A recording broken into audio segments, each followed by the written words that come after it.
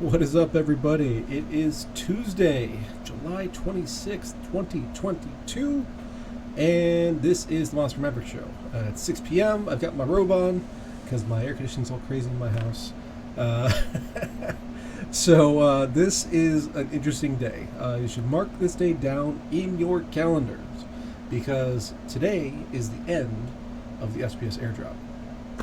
So it's been an eventful time over the last 365 days. Was 2021 a leap year? I would say no. It's not an even year. So I think it was actually probably July 27th of 2021 that the airdrop started. SPS hit the scene. It was DeFi summer, GameFi summer maybe. The game exploded. We got hundreds of thousands of users. And all the OGs, all the people who have been here before, were richly rewarded by the influx of new people, and I was one of those. One of those beneficiaries, which was great for me. Certainly helped out on everything really. No more airdrop, everyone panic. Yes, the time for easy SPS is now over. We'll get into a little bit of the specifics as to how people will be able to get SPS going forward, but for now, that is it.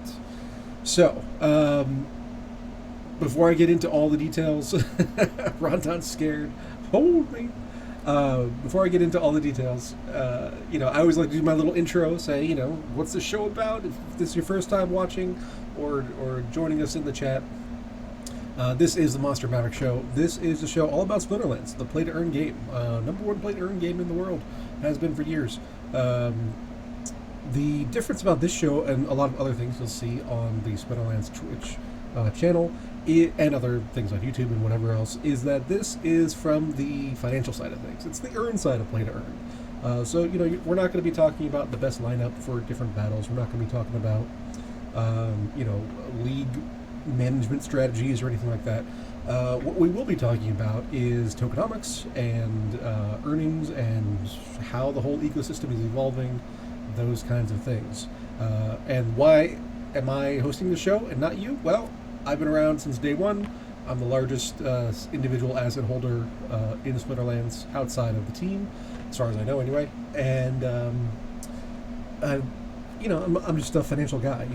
My day job is, I own a tax advisory practice and been in the markets for 20 plus years now. What's the best lineup for a green 20 mana silver? I don't know, modern or wild? That's the question. If it's wild, you can't go wrong with Llama Crown span. But but yeah, so the so we also have a new streamer on the team, apparently, Ali Straza. So I know nothing about other streamers, but apparently she's hugely popular and she's now streaming Splinterlands content. So if you're one of her 10 million followers, you can watch her stream, or you can come and watch my stream. Yasik in the Discord is putting on a comparison chart. She's got 1,200 in her audience. What do I have? It's a lot less. I've got a number. I don't see a count anywhere actually, but there's a bunch of people here. Dragon said Monster Maverick came on, and even though I'm in the middle of a family barbecue, I told them I have more important things. Appreciate your knowledge. 25, but we're a strong 25. Oh, up to 27 now. We're climbing. 1200's right there. All right. So yeah, it is what it is. I certainly don't put any effort at all into marketing the show. So there's that. And I don't know why, but my little chat widget is not updating. More than 6 viewers. Yeah. So I used to do this show on POW. Oh, there it goes. And the which was the Peace, Abundance, and Liberty Discord channel, and my audience was about 6. So 25 is like a fourfold improvement. That's high gains right there. So that's what the show's about, and today we actually have a bunch of stuff to talk about. We have We have the usual ecosystem update that I do. We're going to talk about the end of the SPS Airdrop. We've got some leaked alpha from Yaba on the Discord chat this morning about other things coming up. Some Rift Watchers news. LP incentives are starting. We're going to get into that. I'm going to show you how to enter a liquidity pool for those who don't know. We'll go through a little example. And if we have time, we're going to talk about the new Golden Floor Sweeper on the rental markets. So so that is the agenda. So let's go ahead and dive in. But first, let's play the theme song. All right?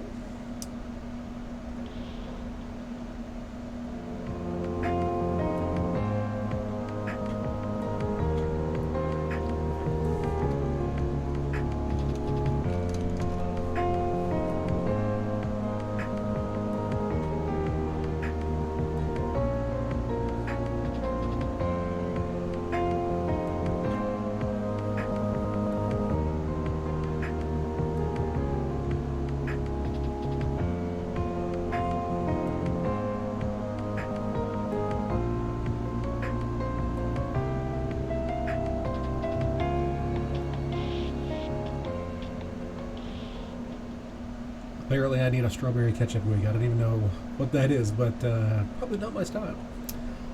Alrighty, so SPS Airdrop. So 400 million SPS Airdrop went out over the past year.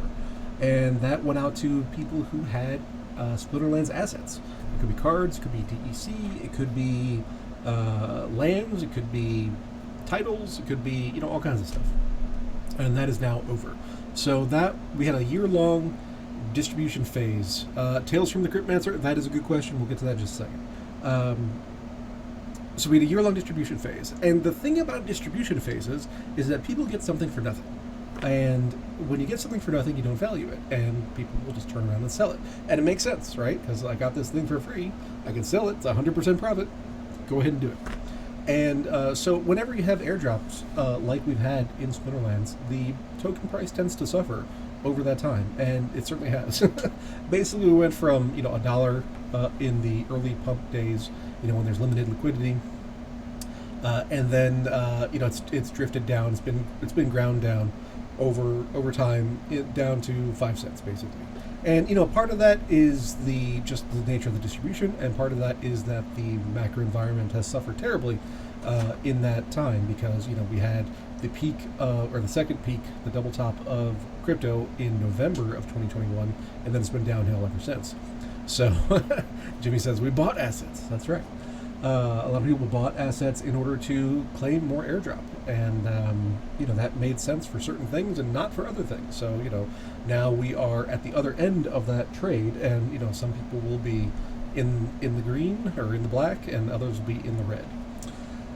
But that's all over now.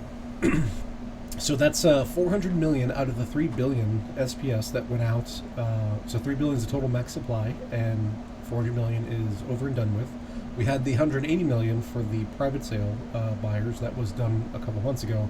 And so now what is left? What is left is LP incentives, Oracle incentives, player staking, SPS staking. The team has their own distribution that's still ongoing. What else do we have here? I have it on my chart. Let's see.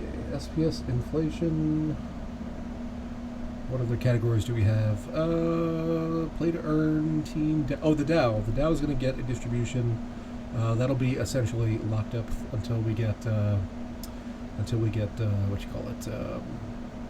governance actually working. So of the things that are still working, DAO, team, partner advisors still have a little bit left. Play to earn, and then all the staking, LP, and Oracle rewards. And these are coming online, in stages.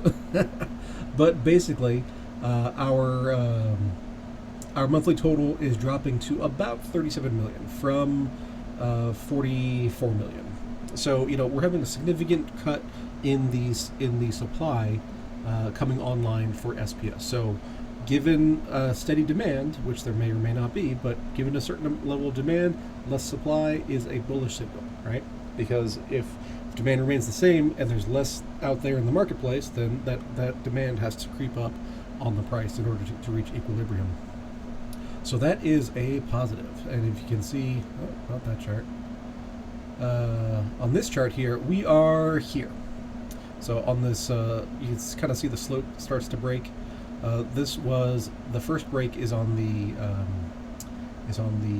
private sale buyers, and then the second break is the airdrop ending. So we are right here, and then we'll be in kind of a steady state going forward to over the next couple of years. So the amount of inflation in SPS hitting the market should be relatively constant. So like the rate of increase is constant, and then on a larger and larger base, that means the percentage increase decreases over time. So some people view that as deflationary. It's not really, but it is just less inflationary than other systems. So that is another way to look at it is that we are on this step down of the chart right here, and then this will go until the private advisors get their payout, and then we have a little bit of another drop, and then that'll continue on over into at least 2026. So, and there's some timing on that might not be exact because we have when will play to earn actually roll out might be a few months, and that'll adjust things a little bit. But by and large, from here on for the next couple of years, we're in kind of a steady state situation with SPS.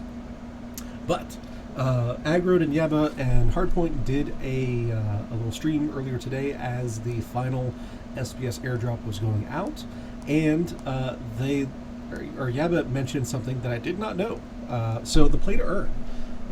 So DEC in battle rewards and in chest rewards is going to be replaced with SPS. And there's some interesting dynamics there as far as how much SPS is going to be assigned to each league, and that might incentivize some of the players who are in the bronze leagues to level up their cards, depending on how they actually distribute those amounts. But what he said today that was new information, at least new to me, was that the SPS you're going to receive as a reward is going to be automatically staked. It means it's not liquid. That means you are, one, you're going to automatically earn yield on it in further SPS and vouchers, but two, it takes 4 weeks to unstake that. So, if you have an account and you want to access that liquidity, you're going to constantly having to be powering down, and then, every 7 days you get 1/4 of that power down. So if you have 100 SPS, you get 25 in week 1, 25 in week 2, 25 in week 3, 25 in week 4. So that is going to stagger the selling of that SPS, and it is going to it's also going to give you governance power when we have DAO votes. But that's a lot of friction, and so when there is a lot of friction like that, there's going to be some percentage of users that just leave it there. So that SPS that might have otherwise gone into the marketplace, might have gone into a liquidity pool, might have just been sold. That SPS is now going to, not trapped, but it's going to be more preferentially kept as staked than would have been otherwise, because getting liquid and staking is a different action psychologically than getting staked and unstaking and going through that 4-week process. And if you're playing constantly every day or however often you do, then that's going to be a continual process. You got to keep on unstaking. So that is a friction point, and that's going to cut into the supply that actually hits the markets. DEC to 0.0002? I don't think so, but maybe. So we can explore some of that. I was actually surprised when I was doing my ecosystem numbers about the DEC inflation that we've seen over the last little while. But so yeah, that was an interesting little tidbit we got out of the stream today, and I think so everybody's always concerned about bots, and there's however many 150,000 players in bronze that are getting rewards, so now they're getting less total rewards because merits are 10% and merits are soulbound. The SPS that they're going to be getting when that system gets implemented is going to be staked. They will still get cards. They will still get packs, although obviously not very many packs. And then they'll get potions, which are also soul-bound. So, as far as liquid or liquefiable things that can be sold, it's going to be a lot less. And we'll see how all the farmers respond to that. And the unstaking is the amount when you did it. You have to wait for it to unstake to change the amount you have earned more. So, I haven't actually played with that. I don't know if you can unstake, and go through that process and cancel like on week 2 and then re-unstake. I'm not sure. I've never actually tried it. What I used to do for a while was I would have my staked balance. They could burn the gladiator cards. That is true. But then they have to get into guilds. They have to get up to level 2 of a guild hall, or an arena rather. No, level 2 of a store, and then actually in order to be able to buy gladiators, and it's a whole thing. So Jimmy's saying yes, you can cancel after getting the first 25% or whatever. So what I used to do is I used to have a rolling unstake. So I would have my whole stake. I would have 100% unstake ongoing. And so every 7 days I would get a 25% unstake, and then I would just restake it, just in case there was a market pump and I wanted to sell. Never ended up happening, so I never ended up selling. But yeah, it's a thing. So yeah, it does restart the 7 days, absolutely. So this is going to be a management process for people who want to liquefy their SPS, and this kind of friction that's going on is going to reduce the total potential SPS that could have hit the markets if they were just given out as liquid instead of staked. Which pool gives the 300% APR? Diesel pool.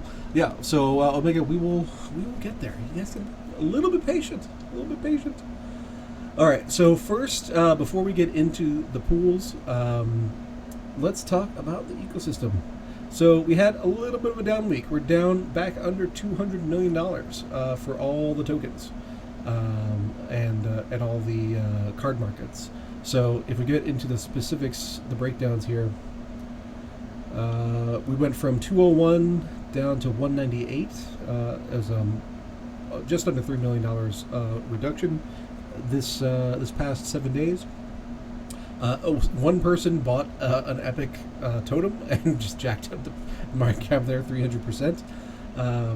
But the big news is vouchers. Vouchers up 21%. And that is not too surprising because, like we talked about last week, the voucher pool, voucher against Swap.Hive, is still really attractive. Still very high APRs. And node licenses are up 8%, amazingly enough. SPS, though, SPS down 1.4 million, so from 47.4 million down to 46 million. DEC kind of got whacked, down 20%, and obviously these two are kind of like the biggest numbers in SPS tokens. The card markets, they have their own large amounts. 16 million for alphas, 17 million for betas, 18 million for untamed. Or what is that? That's actually rewards. Untamed is 22 million. Chaos Legion is 13 million. So those have all down, 1, 2, 3, 4, 5, 6%. But the big swings are SPS basically. And so we are the easy SPS is gone. So if your outlook on SPS is positive, then you would look at this and say, well, inflation's dropping. We're getting more utility. We're getting Rift Watchers soon. So I heard also on the stream earlier today that Yabba said, oh, we hope to do that in September. So, it was August. Now they're saying September. So October, November, I don't know. But, development is what it is. But that's going to be a demand event for SPS and for vouchers because the vouchers, because we now know that there's going to be a pre-sale for Rift Watchers, similar to Chaos Legion, where we get a unique promo card that will not be available in Rift Watcher packs after the pre-sale. So in Chaos Legion, we got Dr. Blight, which has been a pretty decent card, and we're going to get something in that same kind of mechanic in the Rift Watchers. Oh, did my audio just come out? Or did my ear just cut out? Well, things are still moving, so I guess it's still working. Um, so we know that we're looking at $5 packs for Rift Watchers. We're looking at 3 million of them. They're going to be purchasable in SPS only, and then we're going to have voucher incentives for pre-sale, maybe after the pre-sale as well. SPS Goblin card, who knows? You got the little guy running when you do your claims, which is a fun little animation there. I enjoy it every time I see it. So we also got news on the Riftwatcher distributions, which of course I made a sheet for. Let's see, Riftwatchers. So there's going to be 3 million packs. There's going to be, 13 commons, 12 rares, 6 epics, and 7 legendaries, and that adds up to 38. And then we're going to get 5 airdrops on top of that. So I'm guessing this 13th common is going to be that promo card, but maybe not. Maybe it's the 7th legendary. I don't know. So it's I was talking with Vedev, one of my business partners here, with the he's the other half behind Venara Syndicate, and we were talking about, well, how many max sets is that? Because the 3 million packs sounds like a lot, but when you split everything up amongst the different cards and then combine them up, with the different numbers of cards required, number of BCX, we get about 2,000-ish, maybe 3,000 max level sets. So that's a lot, considering if we look at Commander Chaos's data, there's only about 500 people competing in Champion. So that's more than that. But obviously this is if every card were combined. So it's going to be some combination of bronze, silver, gold, and diamond. So probably, if we had to ballpark it, probably somewhere in the silver range is going to be like the blended average of BCX used. So we're looking at 15,000 kind of sets of Rift Watchers, which is not as many as I was afraid of. So I think the demand is there in order to support a pack or an edition, even though it's a mini set of this size, is kind of the bottom line. It's not going to sell it instantly. It'll be similar to Chaos Legion, where there's going to be a spike for pre-sale, and then there's going to be a grind over time, and then, when it comes to the end, just like every other edition that has happened in Birds, Bees, and Trees is here. Just like every other edition, when we get to the end, the last chunk will sell out rather quickly, as people scramble to get the packs before they sell out. So percentage-wise, I don't know. We'll have to wait and see what kind of promo deals we have for the pre-sale. But I expect that they will do fairly well. Omega say, we'll sell out in 2 days. I don't think so. But depending on how good the promo is, then maybe. Rift Watchers will go faster than Chaos, in my opinion. That is probably true. It's a smaller set. The mini sets have been fantastic. Over so we had orbs, we had dice, and now we're having Rift Watchers. And the cards in each of those, there have been really, really strong cards in every single one of those, and I expect nothing different for Rift Watchers.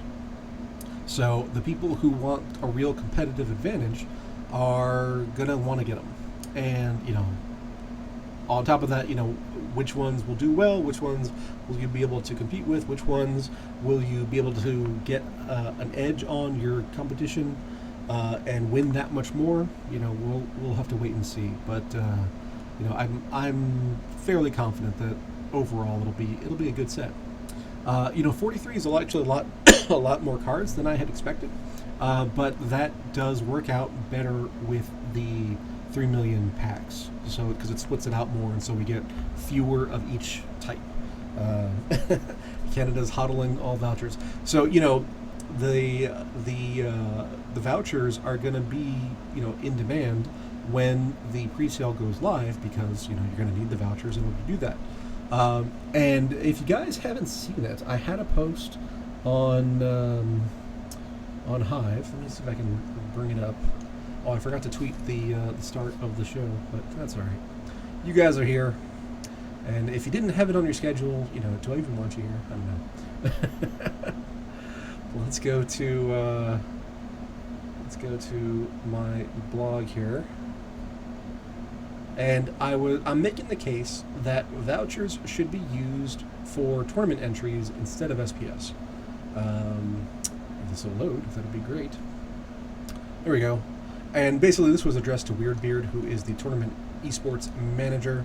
But if you haven't read this, then go ahead and give it a shot. Basically, the argument is that, with the current setup, having SPS staking requirements of like 50,000 for a high-level tournament is way too much.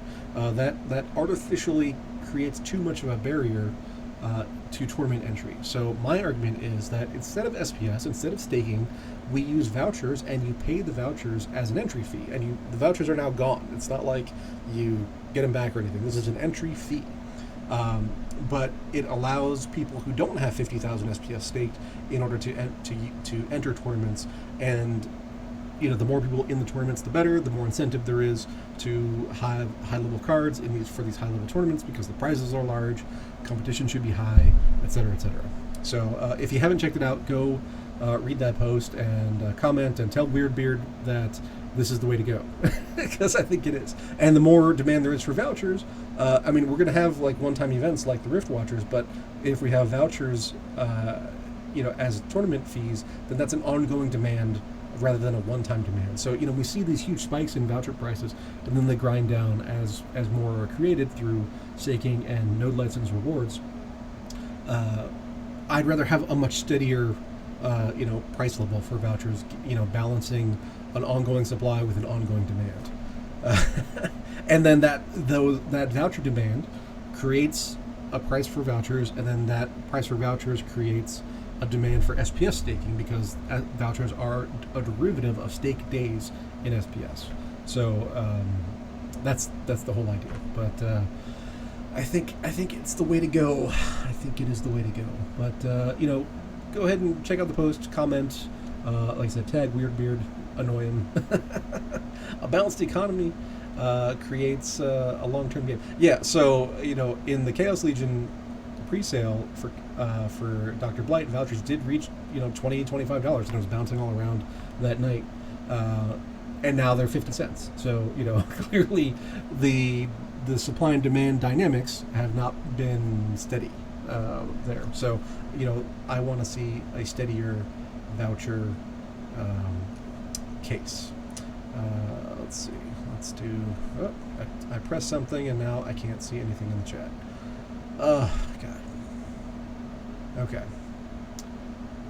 So, yes. So let me go back and catch up on the chat here. Finally unstaked cake from Pancake Swap as well. Oh, so somebody was asking about the LPs. Yeah. So let's go to the Peak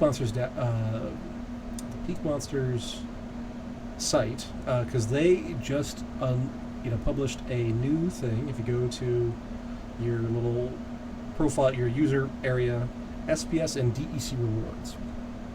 So here you can see they've got price feeds of all the various tokens that are involved here, and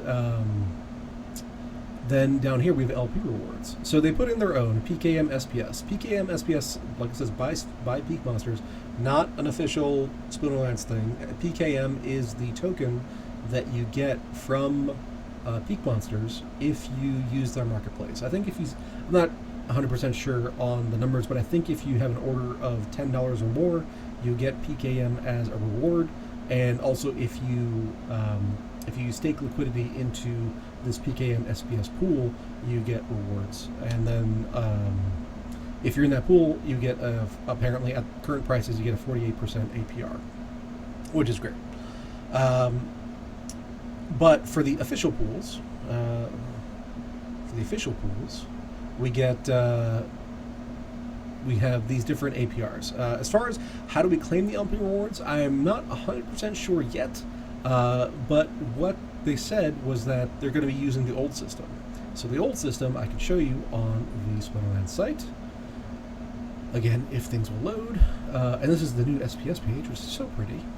So you go to your username here, and you go claim Uniswap reward. So this was the old system where if you had liquidity on Uniswap for DEC, I think it was the main use for, you would do this, and then you would put in your wallet address, and then you click find my address. It would say, okay, you have a pending reward of however much DEC, and then you click claim, and then you're there. So I think they're going to be using that same system, just as a temporary bridge until they build the whole in-game system to claim LP rewards. But if we go back to Peak Monsters here, you can see the APRs, right? So SPS-swap.hive, 258%. That's obviously very high. And SPS-BNB, that's on BNB chain, or Binance Smart Chain, 217%. So SPS BNB and DEC BUSD down here, which is only paying 39%, those both have pools on cubdefi.com. So will you get your rewards if you have your LP token staked inside of cubdefi? And as far as I'm aware, the answer is no. So, so you're going to want to unstake those from cubdefi and just hold your LP tokens in your own wallet, because it doesn't make sense to farm cub yield for like 3% and then give up whatever 100 or 217% on in-game LP incentives.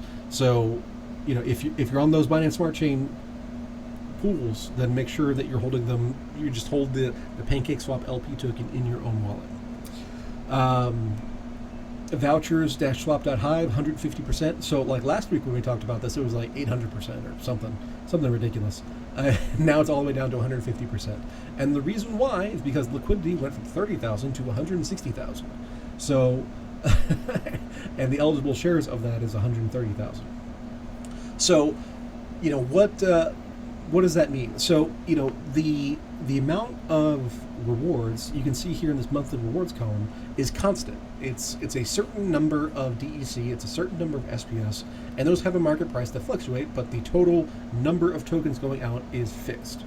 And so as more people join the liquidity pools and provide more liquidity, there's now more people that those tokens are being split amongst. And so your individual share is going to go down, and so your APR is going to go down. When cubdefi is unstaked, do they revert to... Yeah, so once they're unstaked from cubdefi, that's it. You don't have to do anything else, because those are PancakeSwap LP tokens. You're just taking them out of an additional smart contract. Excuse me. So, as liquidity in these pools goes up, these APRs are going to go down. So you can see here that some are more attractive than others. And what makes the most sense is that people will go into the highest yielding pools first. So SPS swap.hive, 258%, that's going to be number one target. And as more people join there, then that APR will go down. And then next might be the SPS BNB. This is a little bit harder because you have to have liquidity on Binance Smart Chain, and you have to know how to operate liquidity pools on Binance Smart Chain, or they've rebranded to BNB Chain, but I still call it Binance Smart Chain. And then next would be vouchers swap.hive, and on down the list. So the thing that I always keep in mind is like compared to what, right? Because in economics nothing is free, right? It's always there's always an opportunity cost, because you could be doing something else with your resources. So if I have vouchers, let's say, does it make sense to hold vouchers, or does it make sense to sell them for another token, or does it make sense to put them in the liquidity pool, or maybe sell them for another token and put that into the liquidity pool? SPS BNB is just adding liquidity on PancakeSwap. That is what it is. So, but you have to know how to do that, and a lot of people don't. A lot of Hive users, a lot of Splinterverse users are not degen DeFi people. They might not even know what BNB chain is. They might not know what PancakeSwap is. So, the more friction that's involved in any process, the harder it's going to be to get people to do it, right? So, if these things were, does it make sense to hodl Oceanus from $50 down to $3? Not really. If that's what you've been doing, then you would have been better off selling. Anytime we get a hot new thing, with limited liquidity, whether it's a card, or whether it's an LP or a token or whatever, generally the best way to go is to sell it immediately and then buy back later. So yeah, I mean, these are all complicated things, and I'm going to show you the easiest way to get into the voucher pool here in just a second. But I guess to the people who are willing to go through the work of learning and doing these things come the rewards. And I'm fortunate enough that I've been in DeFi heavily for the last 2 years. So this stuff's pretty kind of old hat to me. But somebody who found Splinterlands on the game store or on the mobile app store and has no idea about crypto, then this is going to be a huge hurdle to overcome. So what I'm going to show you is taking vouchers from in-game and going into the voucher swap.hive pool, and getting a share of this 150.73% APR. So the easiest way, well, first let's go to the game, right? So we have this new dashboard, which is super nice, and we've got SPS, vouchers, nodes. So I'm going to go to vouchers, and I've got a bunch. Because I have a whole bunch of nodes, and if you go back and look at earlier shows, you can see why all that is. They're earning 75-80% right now, and that's going to go up as we get SPS for what's coming online. But right now, I've got 4,375 vouchers in game, and I've got 13 on Hive Engine. So Hive Engine, for those who don't know, is a smart contracts platform that's built on top of Hive. It is not part of Splinterlands, but it is tightly integrated with Splinterlands. Agrode is the guy who runs Hive Engine, and Agrode is one of the founders of Splinterlands and the current CEO. So obviously there's some interrelationships there, but they are totally separate things, organizationally. So yeah, a lot of vouchers. So what I want to do is I'm going to transfer. So the liquidity pools that is in this list that are on Hive Engine, these ones in red, Hive Engine, Hive Engine, Hive Engine, Hive Engine, Hive Engine, Hive Engine, those are all on Hive Engine. So we want to have assets on Hive Engine in order to participate into those pools. Tamashon's trying to talk me out of it. This is for demonstration purposes, right? So what you want to do is you want to use the BSwap wallet. So BSwap is bswap.dcity.io. So I'll drop this in the chat. This is the best wallet for Splinterlands stuff, and I'll show you why. So here's my wallet. If I go down to the bottom, I've got vouchers down here, right? So I'm going to take 1,000 and move them over to Hive Engine. So I click this little left-right button, and it says, how many do I want to transfer? I want to transfer 1,000. Click that button. You can't see it on stream, but keychain pops up right here. If it pops up. Come on. There it goes. Everything's so slow when I stream. Okay, I press confirm, and now it's thinking about it, and success. So now my balance over here went down by 1,000. And now if I go over to my Hive Engine wallet, click that right there, and in a second the vouchers will show up. So it takes I don't have to refresh or anything. This will automatically update in when it does its confirmations and stuff. Hive Engine runs I don't know, 30 seconds, 60 seconds behind. There we go. 1,000 just got added to my balance there. Gabriel's here. Hey Gabriel. All right. So now what I want to do is whenever you have a liquidity pool with 2 coins, I need an equal value amount of both in order to put those coins into the liquidity pool in a balanced portion. So I'm going to have vouchers, and I'm going to have swap.hive. So my swap.hive is apparently 0. Swap. Yeah, I've got none. I've got absolutely no swap.hive in my wallet. So what I need to do is I need to swap half of my vouchers into swap.hive. So I'm going to be using the liquidity pool that already exists in order to join the liquidity pool. This is called asymmetric adding. It's asymmetric because I don't have symmetric amounts. So I'm taking my vouchers, I'm selling half for swap.hive, and then I'm going to take my half vouchers and my half swap.hive and put them together into the liquidity pool. So now I'm going to go to swap and select token, just start typing, voucher, yep, and I'm going to go to swap.hive, and I've got 1,013, so let's do 500.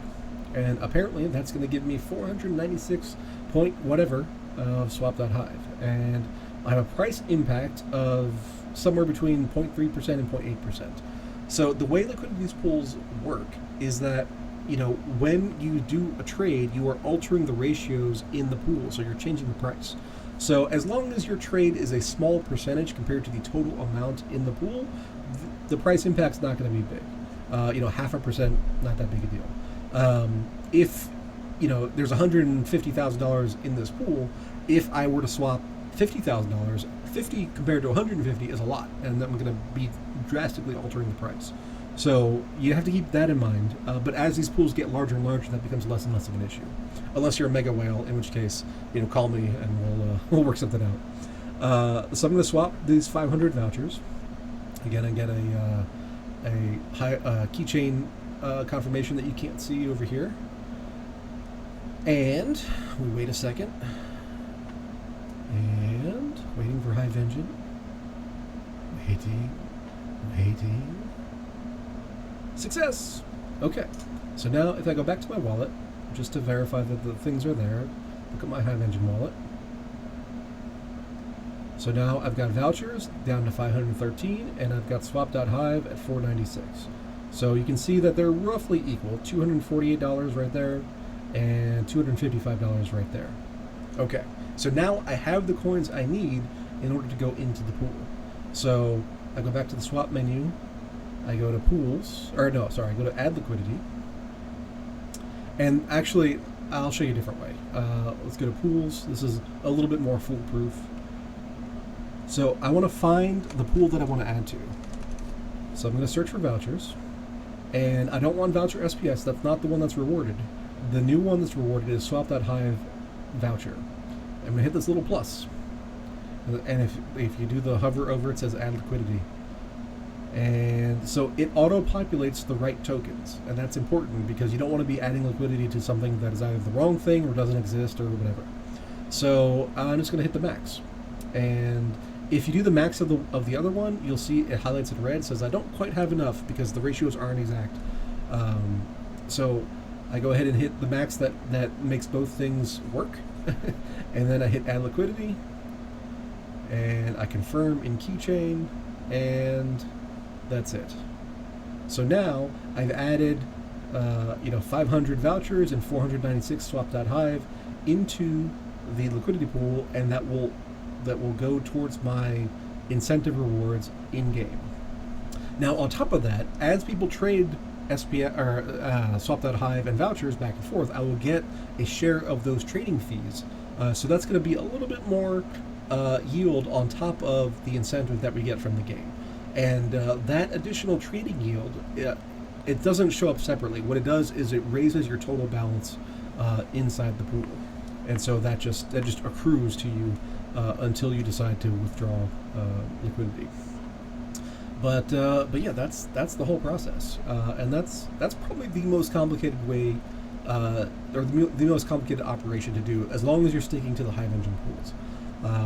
Taking from assets from in-game, porting them over to Hive Engine, swapping to get balanced amounts, and then adding to the liquidity pools.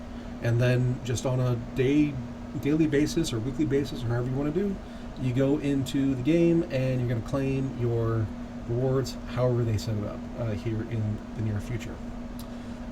So that is how the LP incentives are going to work. And then, the thing to keep an eye on is these APRs. So if I refresh this, so this was 150, I don't know how quickly this updates.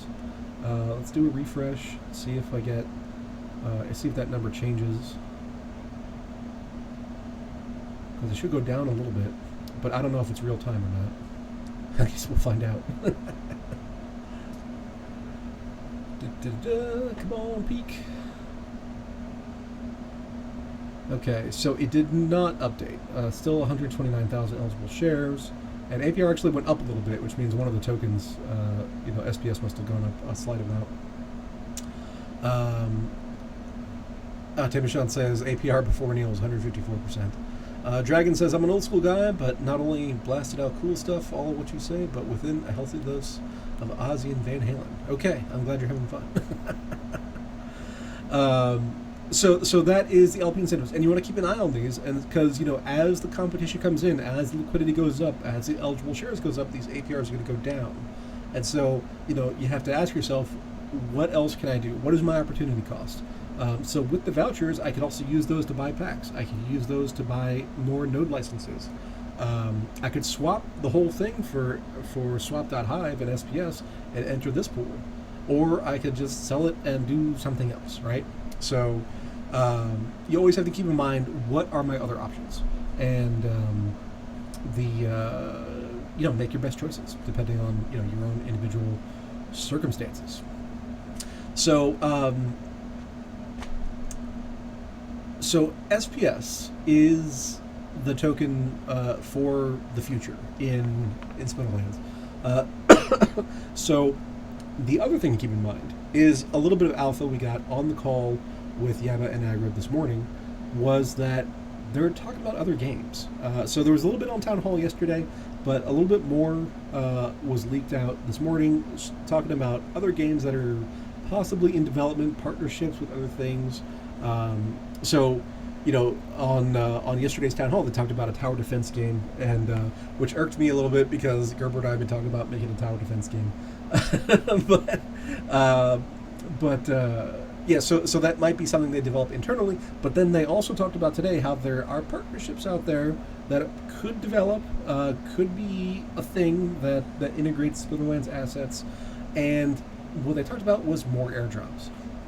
So let's just do a hypothetical, right? Let's say that Splinterlands and, I don't know, pick a game, Dota, probably not Dota, but some other game. They develop a partnership and they decide to airdrop to Splinterlands users. So the question is, where is that airdrop going to go?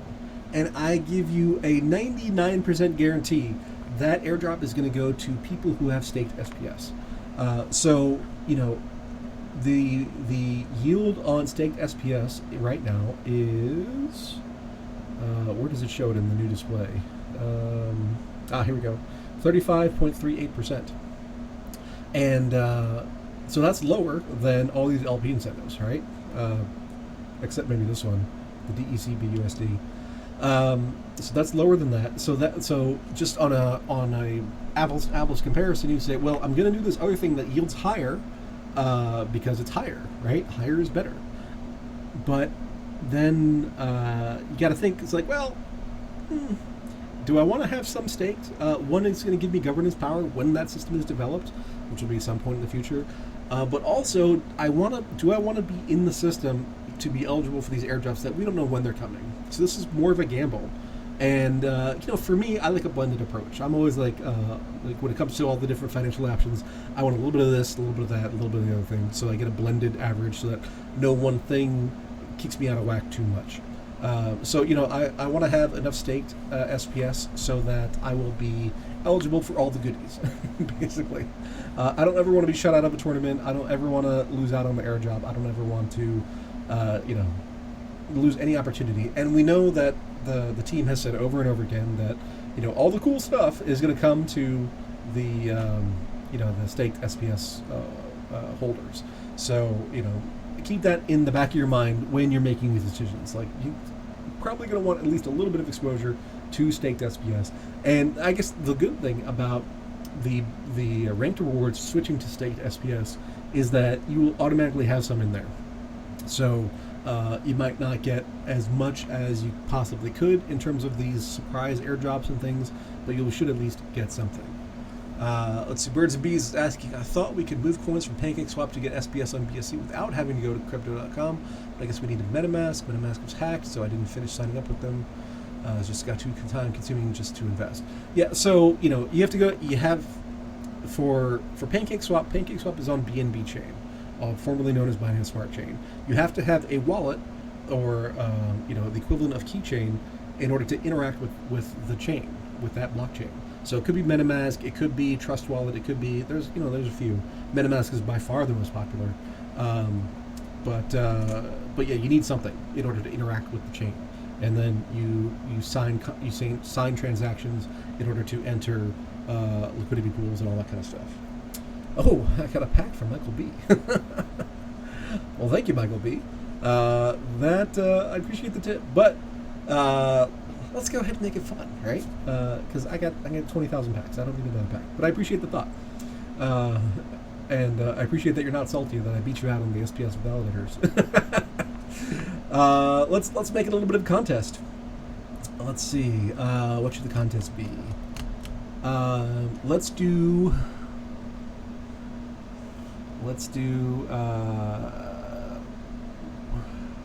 What is the current price of the time-weighted average price of DEC?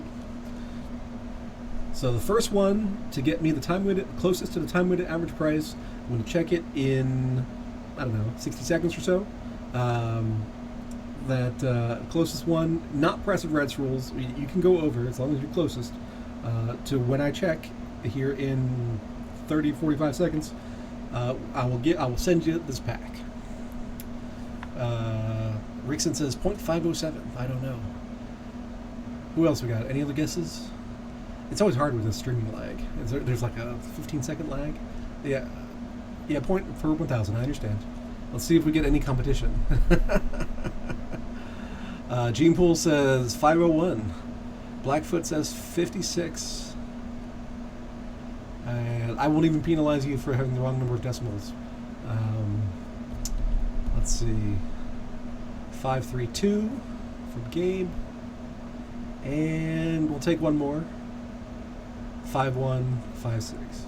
Okay, so the way to find out to get the time-weighted average price. Time-weighted average price is the API feed. Birds and Bees says 5018. And we got 5075 right there. So who was closest? I think Gene Pool was closest because he had 501 and then 51. Oh no, Ricksan was 507. Giving it to Ricksan. Ricksan is the winner. So Ricksan, what is your in-game name? I will send you this back. Put it in the chat. I'll go over to my wallet. Splinterlands. I think you won something last time, so I think it's just Ricksan. But just to check. Yeah, Ricksan. There we go. RIXAN. One chaos. And you can thank Michael B for that. Waiting for keychain. Don't fail me now. Loyal deal viewer that you are, yes. Okay, you should see that. If you get something cool, let us know. If you get a gold foil legendary, you owe it back. Yeah. So yeah, all kinds of stuff happening. It's interesting to see how the marketplace is going to evolve, in the tokenomics. But over the long term, over the next couple of years, I'm pretty bullish. I don't think we'll see SPS at 5 cents a year from now, or 2 years from now. In the macro environment, we do got stuff going on. We got this recession we're heading into. We're getting GDP numbers on Thursday. We're getting a Fed announcement tomorrow. Chances are the market is going to be in trouble over the next 6-12 months. So in the discords we were talking about, when bull season comes back, it's like, yeah, but that's going to be like a year from now, because we've got to get through all this macro bad stuff before the whole market turns. And then obviously Splinterlands will benefit from an upswing in the market on top of its internal improvements for the tokenomics and everything. So it's not a slam dunk, you put in $1,000 today and you get out $10,000 tomorrow. But over the long run, I am pretty bullish on the whole thing, which is why I'm the largest asset holder. What do I think is going to happen with DEC short term? Well, people are already starting to arbitrage into packs, so I think we'll see a floor here soon. We're right at half par value, so I think that's going to float around there in that probably 40 to 60 range for a little while, and then once we switch over to SPS rewards, I think then we'll start grinding back up towards par value. That's just my prediction. But before we go, because we have like 4 minutes left, I did want to talk for a second about the new Golem floor sweeping initiative. Losing audio intermittently. I hope not. I mean, everything looks good on my end. But the rental Golem, which is now Splex.gg, they've rebranded as Splinterverse Exchange. So they had this idea earlier today, and they implemented it super fast. So one of the problems with the rental market is the minimum price of 0.1 DEC per card. And a lot of people who are fairly lackadaisical when it comes to managing the rentals, they just hit lowest price, and they want to beat that by whatever 1%, and then they just put that on the market. And when hundreds of thousands of cards do that, then the price floor just gets ground down to the minimum real quickly. And so there's all these cards on the marketplace for 0.1 DEC. It's just ridiculous, right? So they had this idea today where audio is cutting out. Oh, that's not good. I don't have any drop frames or anything. So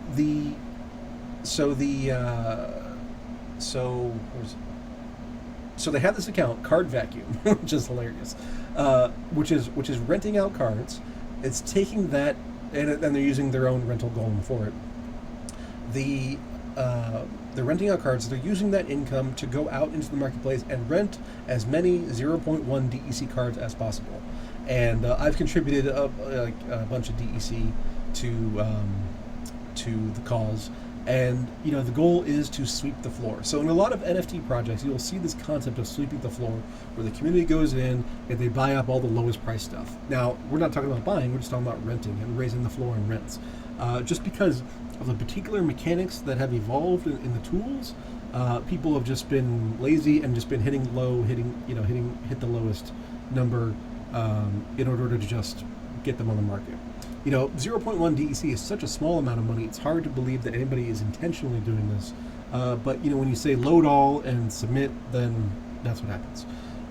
Gene Pool has the link there, peakmonsters.com/@cardvacuum/cards.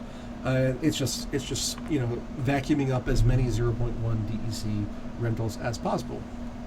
And the idea there is that if that floor is raised, then the people who are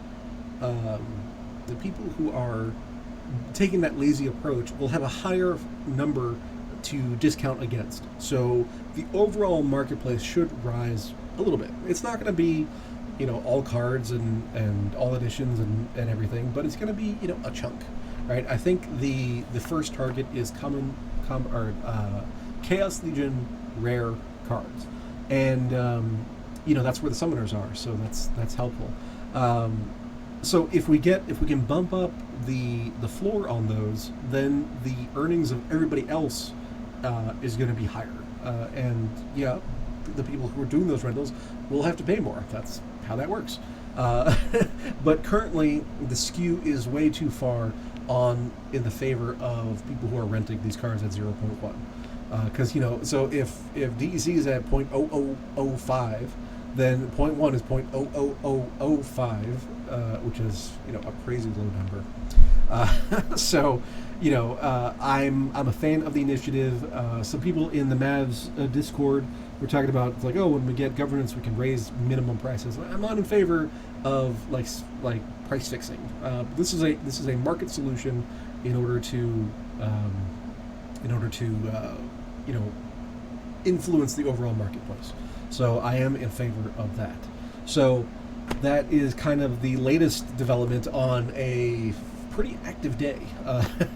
Usually I talk about a whole week of stuff. Today I'm just talking about today, which is kind of crazy. But that actually does it for our show this week. So if you were watching the Hearthstone streamer, who's now a Splinterverse streamer, my condolences, right? But we'll see you guys next week.